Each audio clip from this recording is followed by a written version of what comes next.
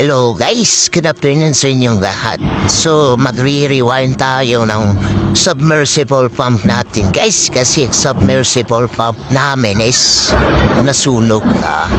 Kung submersible pump pala natin guys is 220 volts single phase, 3 horsepower and 60 hertz 2 pole submersible. Para to sa drilling namin guys, kitang-kita guys, so sunog pa talaga. So ito yung block diagram ni guys, single phase lang, north and south.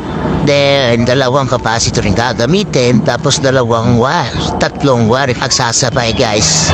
So ito muna is number 18 na wire, tsaka number 19 na wire. Pagsasabayan guys, dalawang hitin saka isang 19 na wire. Magnetic wire palang gagamitin niya guys. So yan, yung pang-rewind namin guys, ginawa lang na yung kasama ko guys, para hindi na kami gamit nung usual na ginagamit na papo, na apat na papo yung ginagamit guys. So yan, nagsimula na kaming mag-rewind guys.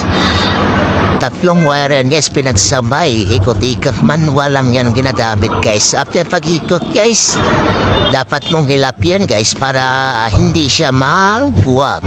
Dapat mabahol siya lahat guys. So yan, tapuan pa lang kikot yan guys, 13 turns. So ang next yan guys, hindi yan puputulin guys ha. Ang sunod yan is 12 turns na ating gagamitin for sa ating 6 slots yan guys eh. Yun, na ball na guys, so inaayos lang. So for 6 slots, so ang next yan guys, 8 slots na. So pa-widen yung ating pag-wide. So 12 pa rin. So ilalak na lang muna natin para hindi talaga mabuwal yung ating mga magnetic wire. Sayang din naman sa pag-ikot. So yan guys ha, so muna natin. So next is yung ating ika-8 na slot. 12 din na count yan guys ha, 12 na ikot.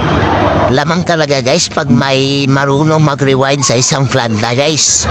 Kasi pag may marunong mag-rewind guys, hindi na kayo gagastos magpa-rewind pa sa labas, kasi magastos na kung magpapa-rewind pa sa labas guys, mahal. Ito gagastos ka lang na magnetic wire, tapos wala nang libot. So yan ha, tinuruan na po ng kasama po yan guys na marunong mag-rewind.